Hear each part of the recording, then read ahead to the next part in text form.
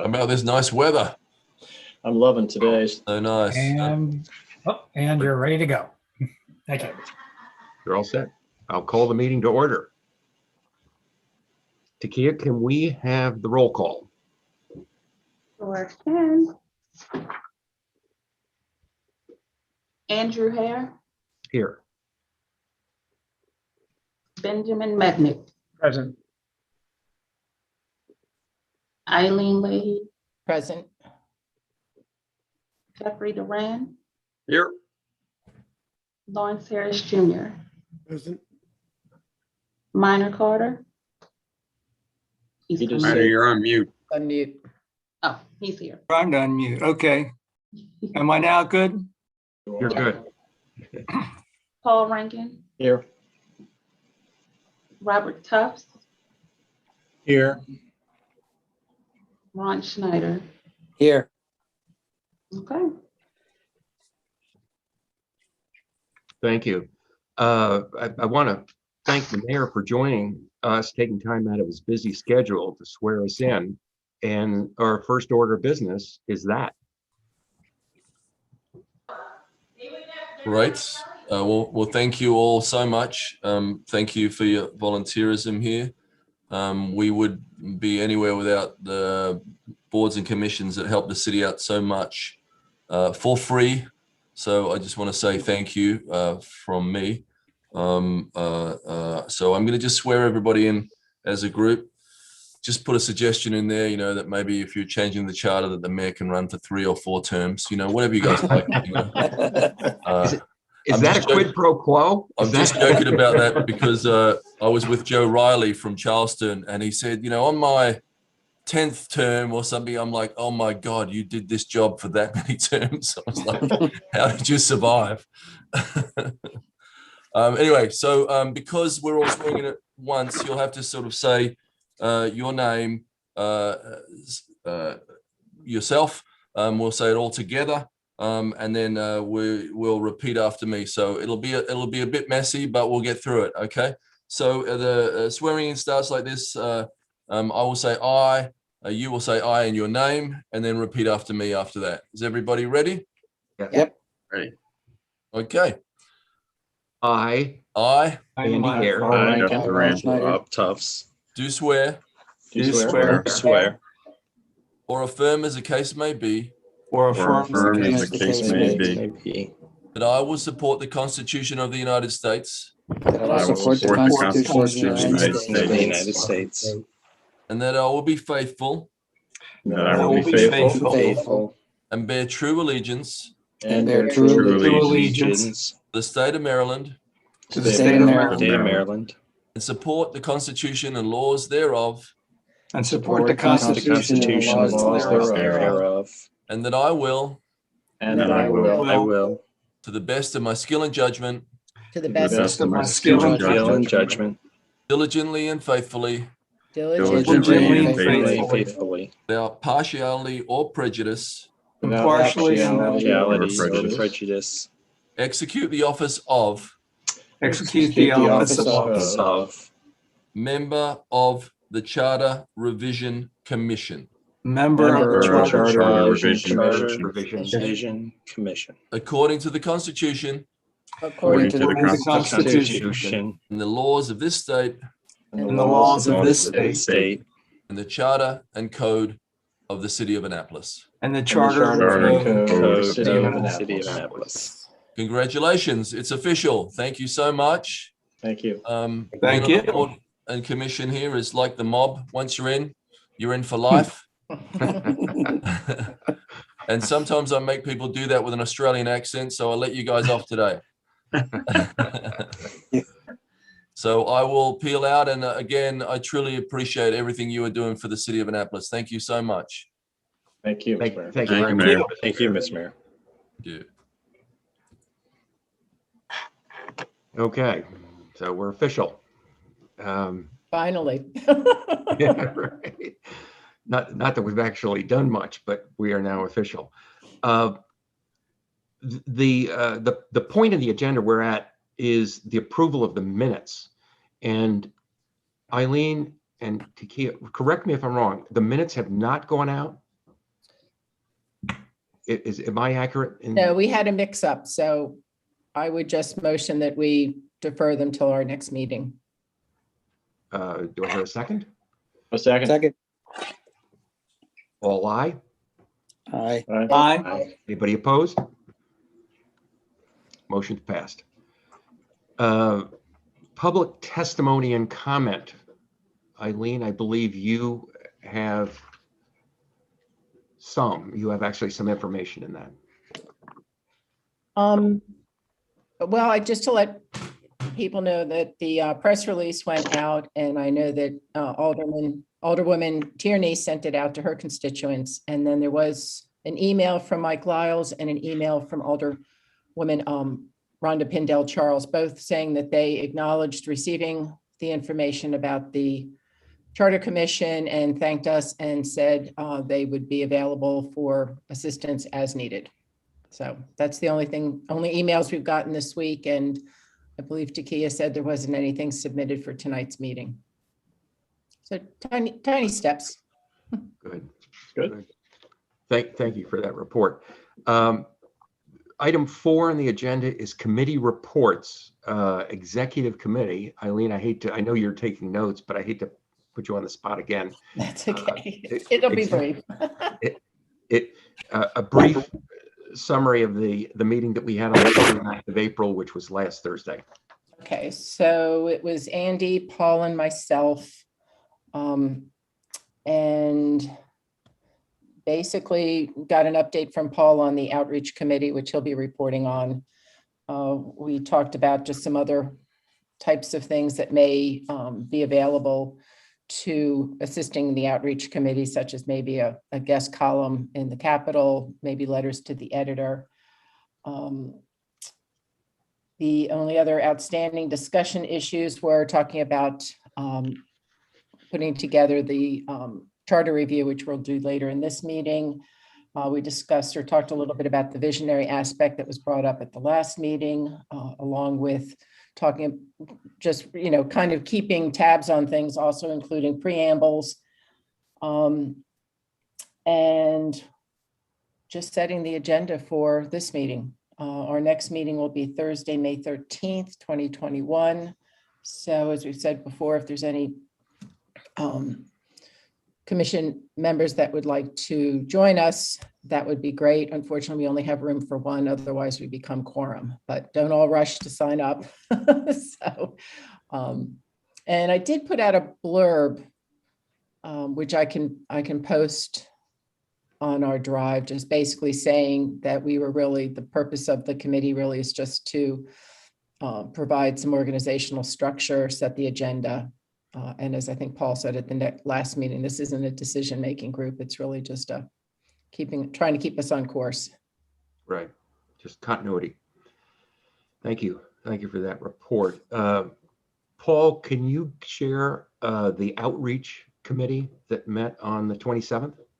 Yeah, briefly, Rob Tufts, Jeff Durand, and myself comprise the committee at this point in time. If anybody else wants to join, we're happy to have you in. I guess our limit is 4, but we did get together, as you said, and successfully completed at least 2 tasks, which I'm very pleased about, actually. One is the completion of a final press release, which, as Eileen said, has already been sent out. In fact, I was informed that it's gone to 503 people. Or groups from the mayor's, Mitchell Stevenson, who's the mayor's PR person, I guess is the way to phrase it. And then we also completed a short blurb. And if everybody doesn't have a copy of that, we'll make sure you get it. And the blurb is just a shortened press release, as it were, and that's for social media use. And according to Mitchell, she's put that on the city's social media sites already, which goes out to give or take 20,000 people. So the stuff has gotten out there, and thanks to Rob and Jeff for their handiwork in putting this all together. And of course, as you say, we still have work to do, and so we'll have to get together some formal letters to city council members and so forth, just to make sure that they're properly asked to take part. So it was great. Thank you, guys. Jeff, if you want to add anything, or Rob. Yeah, just a heads up that I sent that blurb to all of the city council. I sent it to the mayor and his office staff, and I sent it to all the department heads. So they've all received it. via the CRC email address. And I'm getting ready to, well, I actually sent it to the gentleman that runs the Naptown Scoop, which is one of the city social media news feeds. And I'll be sending it out to Annapolis. And I'm happy to, Eileen, to your point, happy to either write a letter to the editor for the Capitol or reach out to the Capitol and see about, getting some prominent placement somewhere in the newspaper in the coming week. You're here. Nice. That's fabulous. I followed up with Alderman Savage, and he said he's going to be putting it out in his next newsletter. I still need to follow up with Alderman Gray about, Alderman Gay about his, about asking him to get the word out as well to his constituents. Even though everything has gone out to them, I feel like, having that personal touch, asking them, hey, I think is good follow-up. So. Would there be any value in specific personal outreach at this point, or should we hold off on that for a while and just let this percolate and then go out and see whether we can sit down with some of these people? Can we have a recap of what our current timeline is? So I think the answer to some of these questions is, how much time do we have? Our last meeting is, what is it, September 2nd? I think our report's due soon 13th. thereafter. 13th. 13th. We have an interim report due in early July. With an interim in July, correct? Right, correct. I think some, person to person's great. I think we should kind of like divvy it up. I know, again, I've, 6 of us are from Ward 1, so if I'm glad to, see that we're spreading out a little bit, as Rob's saying too, but, I think if we each took one or a volunteer, I think all of the aldermen need to be talked to, and the mayor, and everybody kind of just volunteer to do one. And I think there's an aspect of that's helpful if we go outside of our ward to get some input also. And I'm still putting in a plug also to think about talking with some of the other chairs of boards and commissions. I think would be helpful. And also, doing department heads, and that could be either something that I could help facilitate, or if, when we talk a little bit later about possibly doing subcommittees, that could either be part of PR or whatever. But I think going ahead and setting up some sort of schedule that we can begin talking to, and maybe have some talking points, so we're all kind of covering the same topics and not kind of just sitting down and talking. Is that something we could get Rob, Jeff, and Paul to do? Actually put those speaking points, or put, whatever the questions or whatever the issues might be that we want to raise? Could we? I'm just thinking, just so we're not going all over the map on who we're trying to outreach to and what we're trying to ask, that it actually comes together a little bit more. Right. Are you saying that we should be, go ahead, Lawrence, sorry. I would like to, I'm a member of the Greater Parole Community Association, nearly 500 members. If we could get a committee or a group of persons from this group to address us, we meet monthly. We've been doing Zoom, of course, since the pandemic. But if we could get you to address our association and just give us some idea of what our task is. And you just mentioned you're going to combine some talking points. That would be great. And if we'd have a chance for our membership to ask a few questions, that would be wonderful. So if there's a period of time when you can do this, we usually meet on a Wednesday, about the second or third week in the month, around 7 p.m. So I'll be glad to take that forward if you agree to it. I'm sort of prejudging what Ben was implying with this question, and that is that we are on a very finite timeline, which says we really have to have some kind of a interim report, which is a work product, by early July, which leaves probably, if my calculation is right, 3 meetings between now and then? So I guess what I was driving at, I was hoping that if we could get at least basic questions or basic issues that we really would like to present as we personally outreach to some of these people. Because I think press releases have a tendency to just go so far. Yeah, they can form, but you might not get feedback that we really need to at least steer this ship. Is it possible between now and our next commission meeting that the three of you could maybe work up what you feel are the key questions in terms of this outreach? Don't want to overload you in particular, but I think when we get into the meat of what we're going to talk about this afternoon, this evening, there's going to be an awful lot that we're going to go into the deep end of the pool pretty quickly. But I think in terms of the questions, it would be useful if we could at least get, here's some key issues we'd like to talk about. Possible? I think, I think our discussion tonight will definitely help kind of drive it, right? Drive Okay. those questions, and will help us kind of get a better idea of, what we'd like to present to these groups and kind of the direction where we're wanting to go, so we can get that sort of feedback. So Okay. I don't want to volunteer the other two people on the subcommittee, but I think that, yeah, we could probably work on something like that, but I think we should be informed by the group's decision first. I mean, the group's discussion first. But I'd like to make the point of trying to keep some of this open-ended, because we're really hoping to listen and hear and not try to drive the conversation. I think we have to be careful about that. I agree, but I think sometimes for something that's as, just think about us, we're in our third, fourth meeting now, and we're just kind of now getting under our feet. So I think having some sort of seeded questions, if you will, maybe will help spark that conversation a little bit easier. But I completely agree with you, Eileen. Yeah, we don't want to be driving it completely. We really want to keep it open-ended as possible.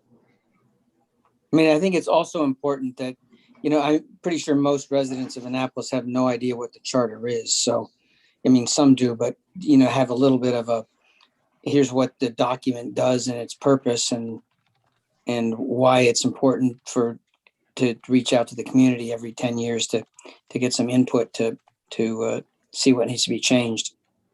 Well, Paul's PowerPoint was helpful, I think, for all of us, just an overview. I think that's a good point, Ron. I'd be happy. Each ward has a different set of circumstances, as you well know. Ward 1, we always envision Ward 1 as the city's one of the most famous places, the downtown area and the historic district and all of that. But those of us who live in Ward 2 and 3, we have a lot of history, a lot of unique situations that we need to see addressed in this revision, because it will eventually affect us. One issue that I see coming up in the years ahead is I'm not sure which section of the charter addresses it, but annexation. The city is set now in a certain boundary with certain boundaries, but if you look around you and listen to some of the discussions from the county's perspective, they have plans, so we need to be aware. I'd be happy to work with the gang. This group of ours, our outreach committee. I can redo a little bit of the PowerPoint to make it sort of user friendly for anybody that just sort of describes a little more descriptive of what might be in the charter. And then, as Jeff and Rob said, that tonight's discussion will inform further points. Can I just bring up something? I think Lawrence made a really good point, and something I hadn't thought of when we talked about stakeholders, but the county and what is going on in the county that may very much impact our charter in the future. And I think that's worthy of keeping as one of our thoughts and maybe one of us pursuing that to find out a little bit more information. But I think that's an excellent point, because we may be also coming up with some ideas and things that may run counter or may, maybe there's things at the county level we haven't thought about yet. Yeah, there's this document that's floating around called the Parole Master Plan, which includes areas where the Annapolis Mall currently is. It includes areas where, I can think of the shopping center off of Route 2 and the Best Gate area. So that's kind of what I'm alluding to. One day after I'm gone, or maybe some of you guys are gone, the city is going to be grabbing that and wrapping their arms around it, if you will. It's been done before, so it can happen again. Right. Okay, if you'll allow me, if I could just, there's no more comments on this, maybe I'm going to take the best of all comments, which fundamentally says, yes, I think we do need to at least have some issues or some, and I don't care whether it's bullet points or however we phrase it, but let's also kind of reconnoiter at the end of this meeting, because like I said, I think we're going to head into the deep end of the pool pretty quickly on this one. And we may learn a lot or shape some ideas, but I'll come back to it at the end. And then maybe like, I'll take Paul up on his offer, actually, Ron, Paul, and Jeff and Rob, just if you could throw stuff together that you think, might be some good ideas. Okay, any more, we're in the section on committee reports. Any more comments on that? On the two, the executive committee and the outreach? Okay. Ben, was your hand being raised? Me? Yes, I thought, no, okay. No, it was not. Okay, this will probably be the meat of I suspect, the meat of our discussion, over the next, I don't know, 15, 20 minutes or so, which is the effort of the interest of having gone through and read the charter and then commented on what one thinks is worthy of our review. I had a brief discussion with Paul just before this meeting, and I thought he raised an outstanding point. Is I don't think it should be off bounds in this discussion in terms of what we shouldn't waste time on. So in other words, sort of talking about the kinds of things that let's just put them aside, because we have just a finite amount of time with a limited amount of resource, and want to make sure we just use our this time and resources the best possible way we possibly can. So what I thought I would do is just give you a few personal thoughts. I've actually read the charter twice. I'm not a fan of it, so I'll give you a little editorial view at the outset for lots of reasons. But I think when I read the comments, one of the things I at least reflected on was there was a little bit of a division between what I'll call the analysis versus the questioning. In other words, people were giving a view on something, and a little bit later, somebody might actually question why, a particular thing is in there. Some even went as far as giving specific drafting solutions, which I think is fine, because at some point in time, we're going to have to get to that level where we're going to have to actually write things down. Yeah. I also felt, there were some excellent comments, and I think I'm prescribing them to the right individual.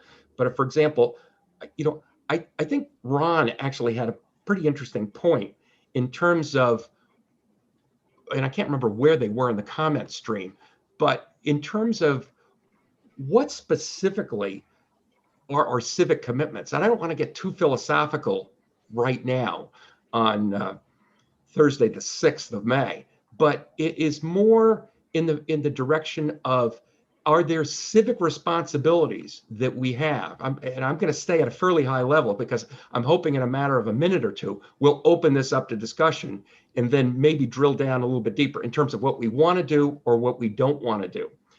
I think Ben talked a little bit about, or not a little bit about, but he used a fairly good reference in terms of really what Annapolis should be. I know, Ben, I'm probably not doing justice to actually a fairly well-written piece that you had in those comments, but I'd like to really get into, if we could, the particular point, talking about Anne St. Clair Wright's vision that she had a half a century ago.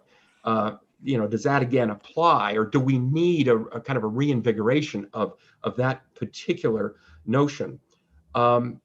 I'm going to throw one other thing out, and this is just more a tease to the group, if you'll allow me to do this. Are we restructuring the document, or are we amending the document? And restructuring might mean, are we going to move all the blocks around? And we'll get back to Ben's point. Do we have the resources to do that? Do we have the time to do that? Let's talk about that, versus going into a specific area and saying, it's ridiculous that we have job descriptions sitting in that darn thing, and they ought to be moved somewhere else. And we're not going to do away with them, but that was my frustration, because oftentimes I couldn't really quite figure out what the flow and the tone and the spirit and the arc of that particular document ever was, because it was drifting all over the place. I want to finish just my overview comments, and then, as I said, in about a minute, just open it up to general discussion. And really, if we could dig into this a little bit deeper. As I looked at the comments, and this was based on also myself having read it twice, I sort of divided the comments into 4 sections, if you'll allow me the 4. Now, there's nothing magic about the 4. There might be 3, there might be 5, there might be 10, but this is just how I basically subdivided the comments. The comments dealt with the elections, and that is an incredibly broad subject, incredibly broad, because they're all different aspects of the elections. The second one that I found was about finance, and it talked about, for example, the role, the obligations, and something that troubled me a bit was that I didn't see a much in terms of fiduciary responsibilities. I saw a lot of rules and I saw a lot of powers that were granted, but I didn't see what I would call that check and balance that sometimes normally sits in these kinds of documents that I've read before in the past. So number 1, elections. Number 2, finance. Number 3, and I have to sort of steal a little bit from, I believe it was Ben's comment, and that is economic development. I was a bit disappointed that there isn't more in terms of economic development. Maybe this goes back to Lawrence's issue, which talks about the encroachment or the annexation. But, how do you economically develop a public jurisdiction? And then the fourth one that I came up with was I'll call organization or scope. It's really the scope of government. How far out does it reach, or how much do you limit it? And the organization is, how is it physically organized? So that's what I actually interpreted from reading the document, reading the comments. With that, I will say nothing more than I hope we have a vibrant discussion on this. I'd like to add, and I'll add this at the end also, if any of you would like to further comment on the document, and I'm not trying to put too much work with Eileen now, but on the document that Eileen came out with, I personally believe that should be an organic document, meaning that she's very accurately trying to proscribe individual comments against a particular section. If you believe we've missed something, if any of you believe we've missed something, I think we just ought to keep on doing this. Now, obviously, we're going to have to cut the organism at some point in time. We just can't let it, fester and grow. But I do believe that if you have additional views that are not reflected in that, we ought to pound them into that document. I would like to conclude by saying, if we can subdivide the document or the concerns or the comments into very finite groups or finite topics or finite matters, then might be valuable if, 2 of us paired up and we drill down deeply. It's not to say you can't look at the others.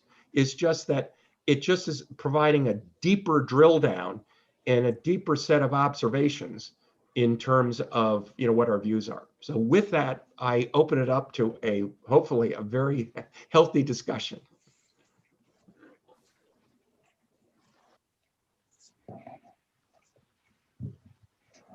I'll start if nobody else will.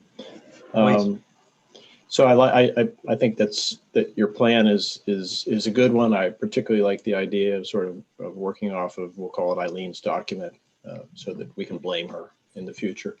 Working off of Eileen's document, because it's set up the way it should be set up, which is you just move through it section by section effectively. And I think that's great and probably how we ought to be doing it. I also like the idea of us throwing out stuff we really don't need and or need to deal with. And there's plenty of that in there. And of course, anything that people don't agree you should throw out is obviously controversial and should stay in. So that's easy.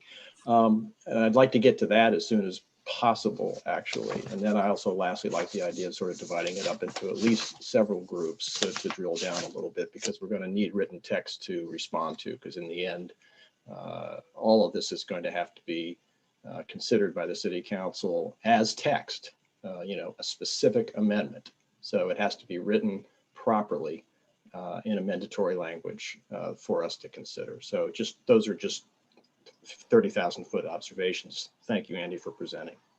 Good. Other comments? This is Jeff. So I liked how you organized it, Andy. I agree with that. And my feeling is back to, I can't remember, it was Ben that said, we're on a timeline here, and the sooner that we pair up and tackle things that either maybe we feel a little more passionate about, the better. Whether it's, for me, I think there's a huge gap in the finance part of this charter, quite frankly. And I know that there's a lot of other great comments out there, specifically around the preambles, and some of it's organizational as well. But I definitely think by the end of tonight, we should at least be able to say, hey, what are you most passionate about? And let's start drafting some language, because the sooner we do that, the sooner we, it's always easier to critique than to create. And the create part, we got to tackle sooner rather than later. Good.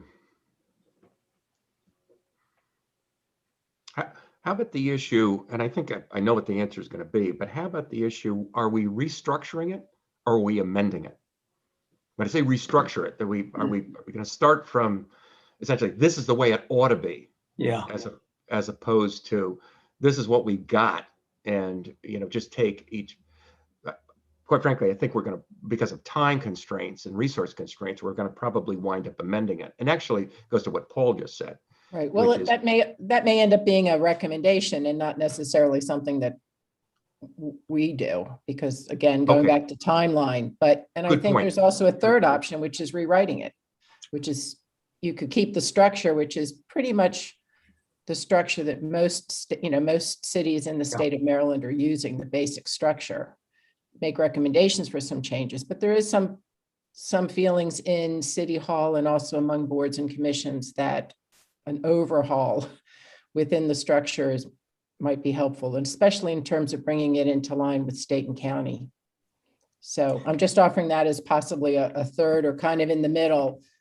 But I don't see us rewriting or really introducing. I think we're going to have to come out of this with some real kernels of information, and then the legislation gets drafted according to what the council wants to take up. I think that's a very good point. I think that we've got to sort of set some standards for the council as to how they want to develop this. But I mean, I think we'll get ourselves bogged down in doing that. Where we have to create the tasks and say, this is our review. This is where we, again, I'm coming from my nursing background. This is the subjective and objective information we've gotten. This is what our diagnosis is. And this is, where we'd like to set you in the right direction and then give it over. So you agree that, well, Miners certainly has the most experience with this sort of thing in the city. Well, I think that setting out the standards and letting, there's no use go into any great detail and because we're going to be dealing with the city council and mayor. But I do think we need to put a structure out there that's pretty detailed, that they can understand why we're doing it, but can have the ability, which they'll do anyway. If, from my experience with the city, is they're going to fine tune whatever. Fine tuning, of course, is in the eye of the beholder. If I could pipe in on this, I totally agree with Eileen and Minor. This is an unelected commission. And I feel that the deeper into the weeds and the details, whether adding or subtracting from the existing charter, the closer we get to policy making. I'm very attracted to the idea of addressing structure, providing recommendations, objective, subjective, as Eileen said, gathered by our research, and being a proponent for a more visionary charter, if you will, including some detail on how it ought to be structured. But I think you leave it at that. I think where this commission could differ from past ones is in the packaging, meaning if we can get that broader deliverable to the council, to the mayor, but package it in a way that it is desirable to be adopted. I think that might be a priority goal for this commission.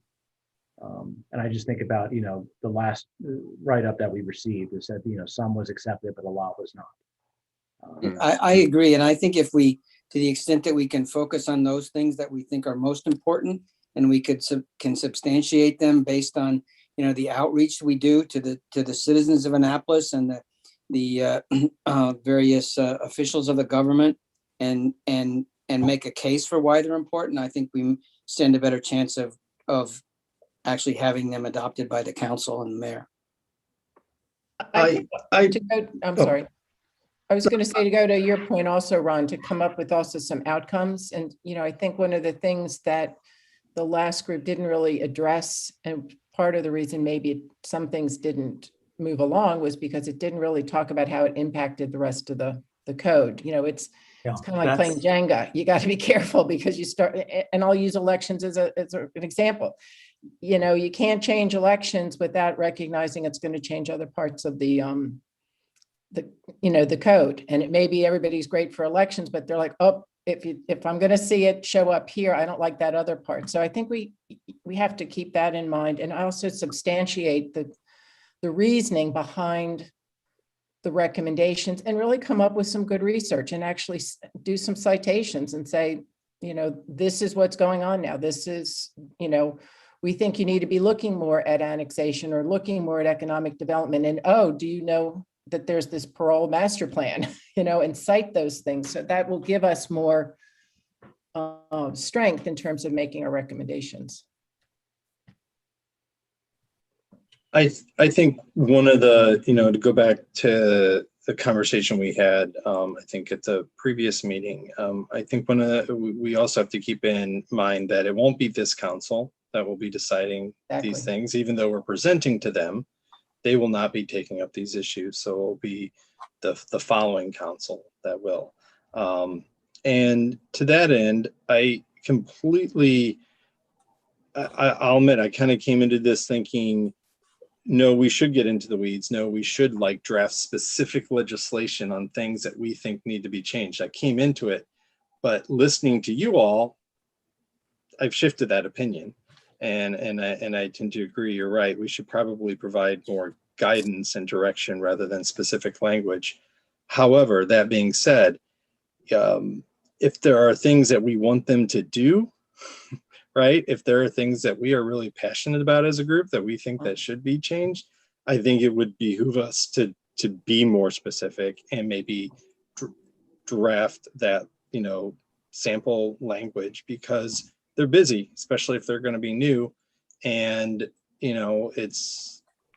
they're going to be more likely to pick something up if you hand something to them almost ready to go, rather than them having to draft it from scratch themselves. Even if we are giving them guidance, they would still have to draft it. So that's just my thought on it, trying to bridge the gap between those two approaches. I'm sure we'll have some members, regardless of what we do, that will redraft everything. That's been there'll be people in the council that no matter what, I mean, you come in with the 10 commandments and there would be, wait a second, hold it right there. Right. I think there still would be Yeah. some time to get something in with this council, and Yes. and that's the kind of thing maybe we do, because the new council won't be brought in until I think it's sometime the first week of December.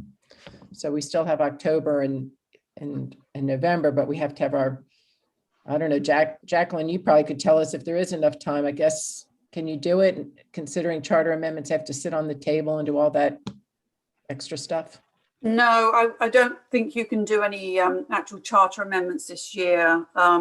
Just you'll be restricting yourself too much with the 12th of the September deadline for the report.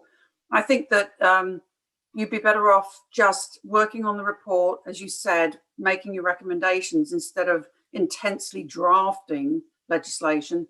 Save that for the drafters, get your recommendations, and then present. And I think to the new city council, I think that should be the approach. December, they get sworn in that first week, and then just make your presentation to the new city council. Maybe 1 or 2 presentations, however many it takes to get the point across of what your recommendations are. Thanks, Jackie. Okay, I'm taking away 4 things, and I just want to make sure we're pretty much on the same page. I heard the word, which was music to my ears. I heard the word outcomes. I heard the word reasoning. I heard the word guidance. And in terms of specific drafting, and I'm going to go out on a limb here, only if we believe it's needed. So in other words, the drafting is really going to be, if we honestly believe this is going to push the ball a little bit closer to the goal line, we'll do it. But other than that, we're not going to get involved in that. Did I kind of capture the spirit of what we're thinking about right now? Well, can you clarify your 4th point? Because I do believe there's a place for good writing to occur here. And I'm not quite following your 4th point. No. What I was thinking of the drafting of legislation.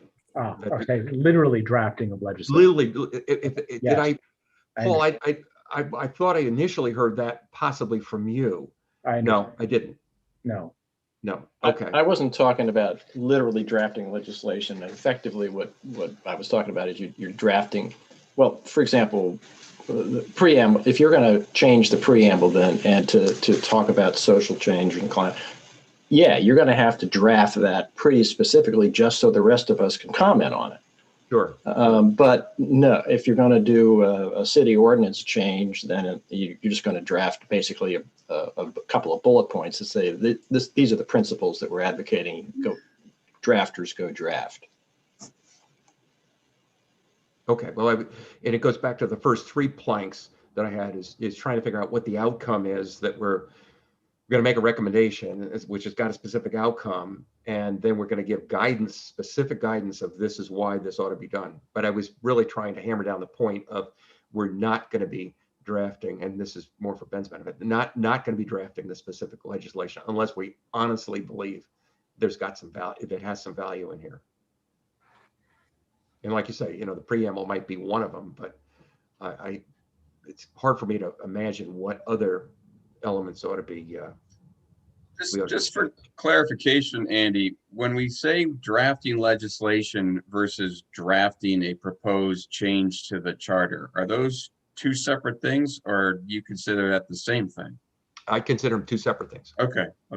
Totally separate things. And one we'll do elegantly and quite beautifully, and the other we'll try to avoid. In other words, the persuasion side, the advocacy side of this whole game is trying to figure out how do we get the point across to people that have to do something about this. So that's going to be quite elegant, I think, I would hope. But the other side, we'll leave it to the legislative drafters, which probably is Jacqueline. Well, yeah, that's Jacqueline, so.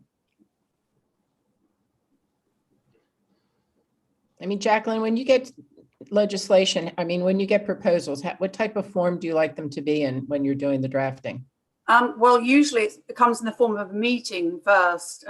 We do like to have thoughts on paper, but a discussion and a meeting and thoughts on paper, a combination to work with, and then it goes just multiple revisions. It can take a long, long time to draft a piece of legislation, especially a charter amendment. And remember, these are all constitutional powers.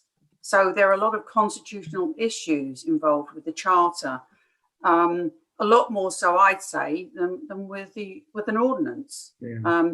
So this goes back many, many, many, many years, and I think we really need to embrace how there have been constitutional changes over the years that our current charter hasn't embraced.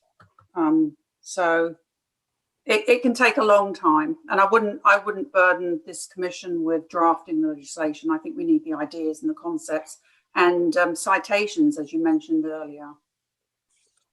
To me, the language, oh, I'm sorry, Eileen. No, that's okay. No, Andy, I was just going to mention, I had found an article yesterday as I was getting ready to sit down and prepare for tonight, and I could share it with the group. But I thought it was also helpful, and Jacqueline's remarks remind me of it, that one way also of approaching this charter is a little bit higher up, and approach it, number one, by just even looking at the obsolete and archaic terms and the obsolete and archaic things to take out. What are, on the one hand, we say, well, what are the things we don't need to bother with? Well, there's probably stuff in there that we don't want to bother with because it's not pertinent, it's not relevant. So I think we want to look at that also. What can come out? And Jacqueline may be able to help us with that. She's probably heard more from others. Why do we have, that in there? I think we also, somebody made a comment about all the animals that are listed as far as what's in there. So I just want to keep that in mind as far as addressing what can come out. Other comments? I'm sorry, Ben, I had interrupted you, I think. I was just going to follow up on definitions that, there was drafting and there was drafting, and I think we need to be very clear that they're two separate things and how we are going to approach them. I mean, to me, if we're going to be doing drafting, it's on the larger impulse, the larger vision, the larger guidance, if you will, to future elected officials as they legislate from the charter. And that's why I'm a big proponent of considering each article and providing preambles to each. Then there's the weeds, right? Which is what we've been trying to get our heads wrapped around this call.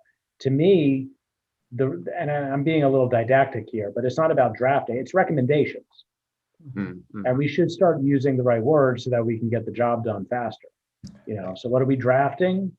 We're drafting larger concepts and guidance based on research, public feedback, interaction, interviews. And then in the weeds, we're providing recommendations, and you let the council deal with the tough legislative architecture of that, whether they choose to follow the recommendations or not. But I think we should just be very clear what it is that we're producing so that we don't spin our wheels, and also setting expectations. Because again, I mean, this would be wonderful if this commission were highly successful, right? What should the expectation be? That what we draft is adopted. Mm-hmm. What would be really nice is that they accept some of our recommendations. But what is it that we really want to advocate for? I'm not saying what it should be. I'm just throwing that out there in terms of how we do our own politicking, if you will. Yeah, I like the former, which is, I'd like to see it adopted. I like to see it reflected and adopted. Any other comments, any other discussion on this? Ron, is that a hand up or a hand over? I just dropped my iPad. There's your hand. I had a question, Andy, for the group. In putting together this summary compilation, I'm not quite sure what to call it. Was it helpful? Did people find it helpful? Would you like to see it in a different form? I mean, I was just kind of making it up as I went. Very I helpful. found it very helpful the way you organized it per the charter and then identified who had made the comment. And did referencing where things were too lengthy to include in there. I found it very helpful. I did too. I thought you thought it did a very great good. job, Eileen, because you kind of broke it down so you didn't have to, go over every word. And you did a great summary.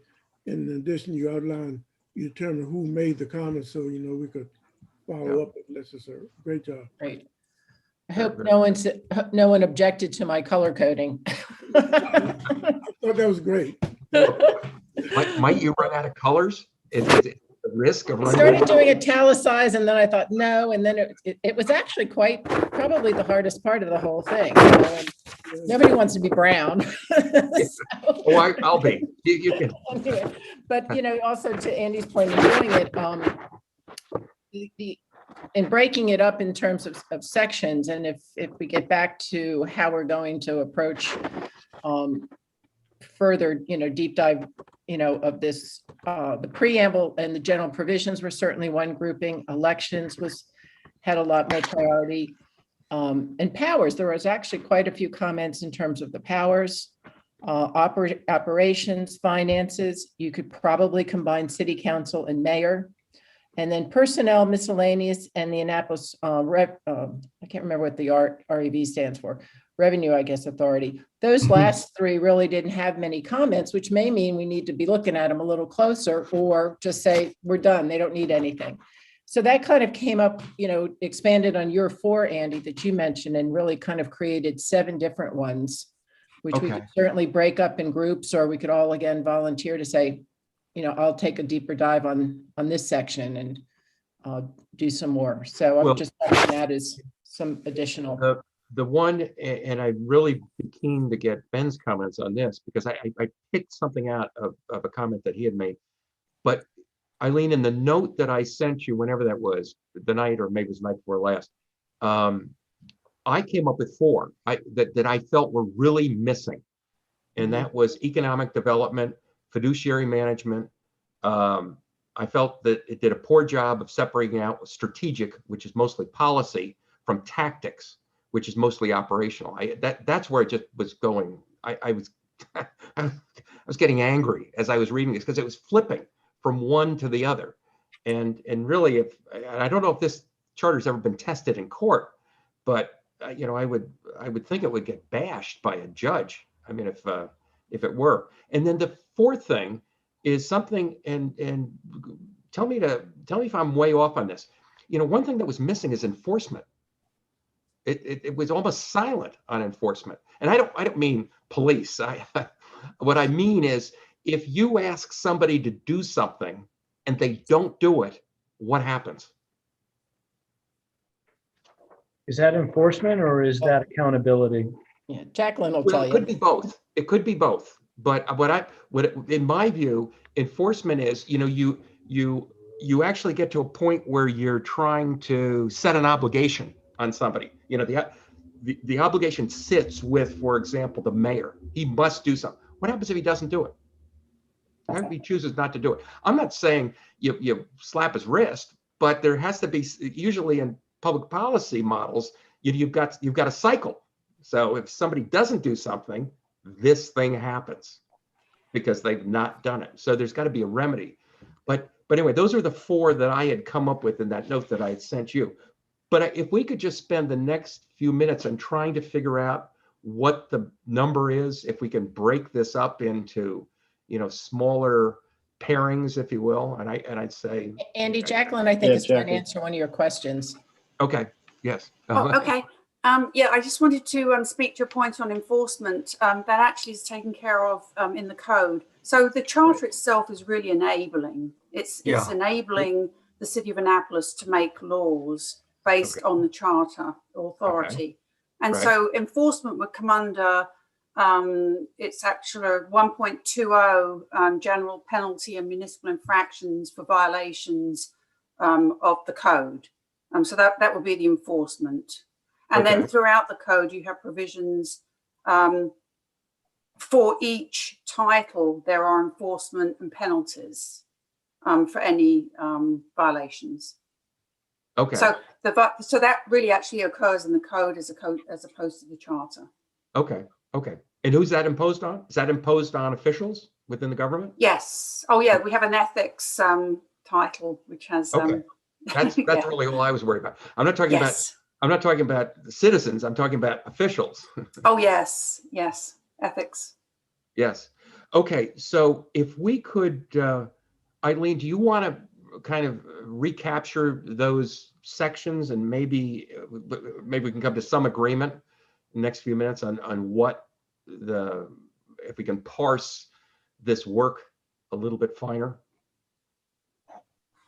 Well, it just expanded on your four, which I know the preamble isn't very much in terms of what's there, but it does sound that there's a lot of, thought about maybe expanding that area or looking into it a little bit more. So I kind of put it with general provisions, which didn't have any comments, but, as we dig deeper might. Election certainly could stand on its own. Powers could probably stand on its own. Operations. Finance may or may not stand on its own, but I don't know offhand. There were just some comments. I would put city council and mayor together.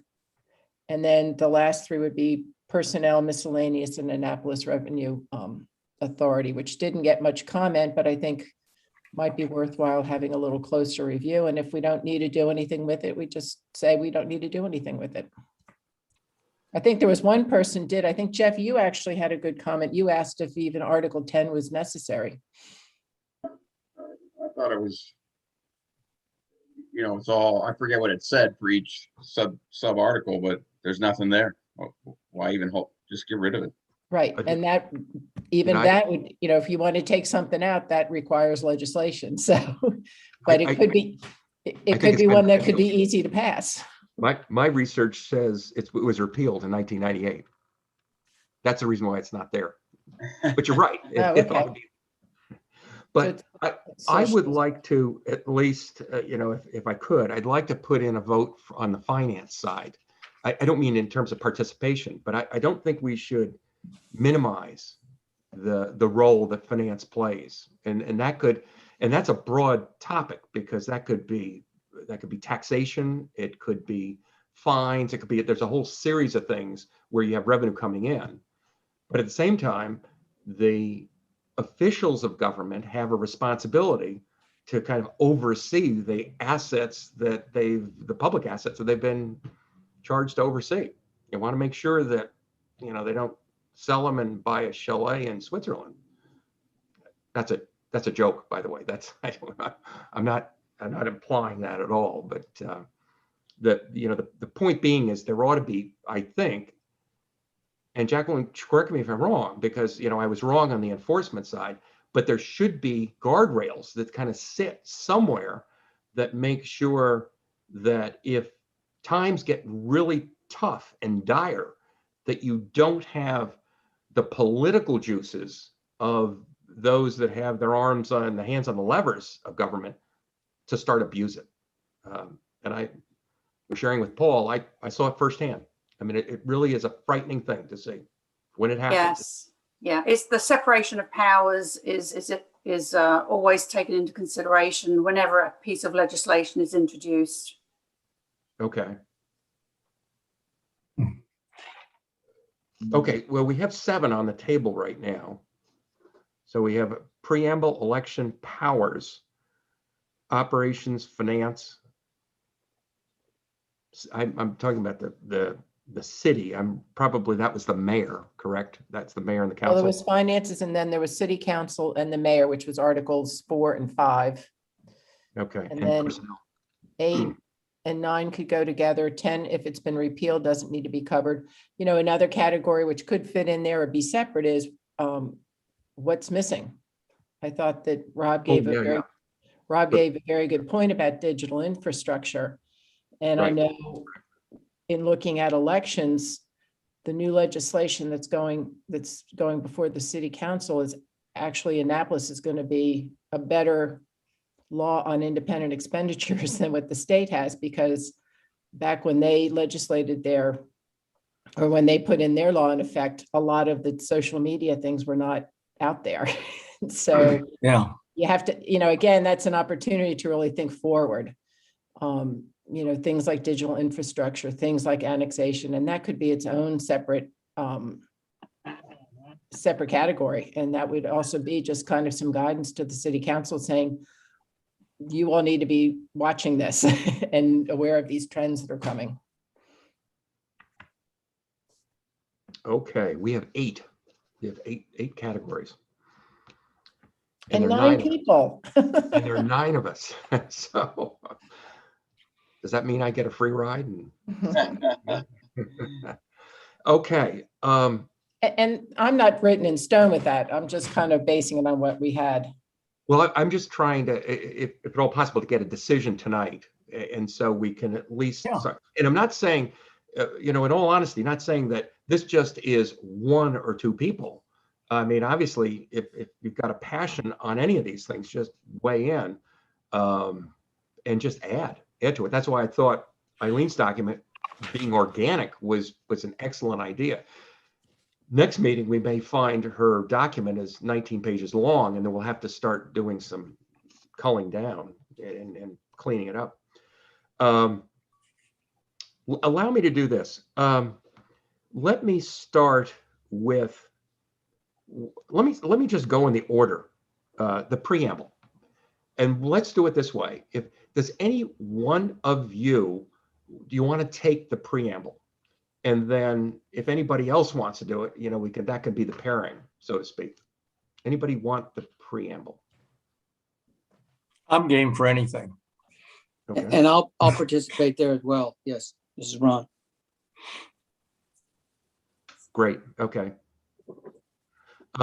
Elections. I know where the answer is coming here. Me. Yeah, there are 3. You got 3. Who are the 3? Yourself, Rob. Oh, no, not me. No. I'd like to hear some outside counsel. Okay. Powers. I'm not exactly sure what that means. That's Article 3. Article 3. Well, I know that. There's certain terms in the English language which are content free. Well, that's the part that has a lot of archaic language about what the city is empowered to do. And so, I think it's a nice edit. I had provided, an example of, I think, how Rockville did it, and it was better organized, and at least at least the last century, not 3 centuries ago. So, Ron, would you be willing to do it? Sure. Yep. And I'll raise my hand on that also. Operations. Is this council mayor? Is that what this is? Or is this is something different? Operations is the administration of municipal services. Yeah, it's very broad. So that's the city manager, the finance department, Department of Law, Fire Department. Isn't it even broader than that? Isn't it Department of Public Works and Transportation? Right. Yeah, there's quite a The bit. whole ballgame. Yeah. And then the authority to create boards. I'll do that one, because one of my comments is we have 40 boards and commissions in Annapolis. And I just think that's too many. I think that's like a drudgy area. I guess I'll do the hard work. So. Do you 2 want to do it? I don't have to do it, but. I'll help, because I made a comment on the Okay. resume for the climate manager. Okay, so that's Okay. Paul, Ben, and myself. Okay. No, number 5 is finance, and I'm not letting Jeff off the hook. Oh, he raised his hand. That's good. I'm on it. I'm on. I'd also like to work with Jeff on that too. I just have some very strong, I'm sure you're more talented on that, but I have very strong feelings about. Okay. The mayor and the city council. It's number 6.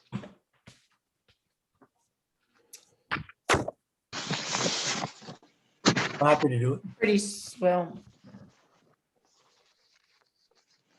Okay, I mean, I'll work on that one. Minor, do you want to work on that one? Sure, that sounds Would good. Be a good resource.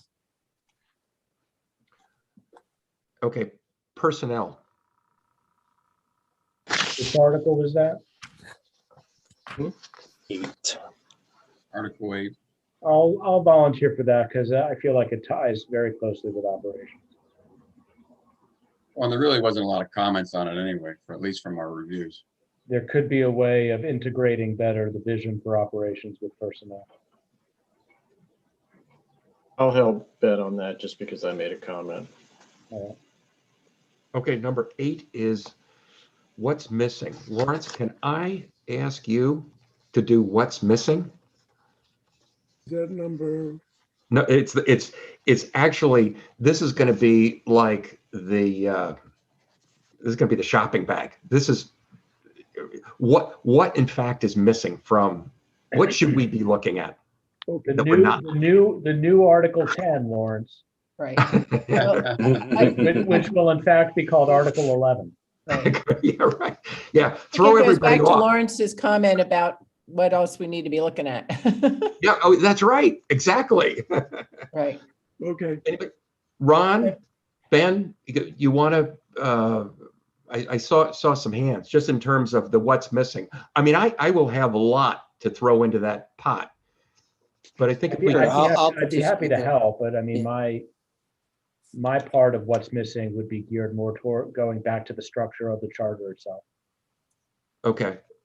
I mean, that's what I would like to contribute to a what's missing topic. Do you think we should have that as a topic? The structure? Well, it could be a topic. I don't disagree with that, but I think a more powerful deliverable from this commission would actually be put these preambles in, put these statements of vision in because they're missing. And they will guide you for the next 10 years without being legislation. Mhm. But yeah, I mean, I'd participate in that way. Yep. Okay, Eileen, we have a number 9. Structure. Okay. That'll be a number 9. I think it ends up being a number 8 Oh, did I? Okay, 1, 2, because 3. personnel and miscellaneous would be together.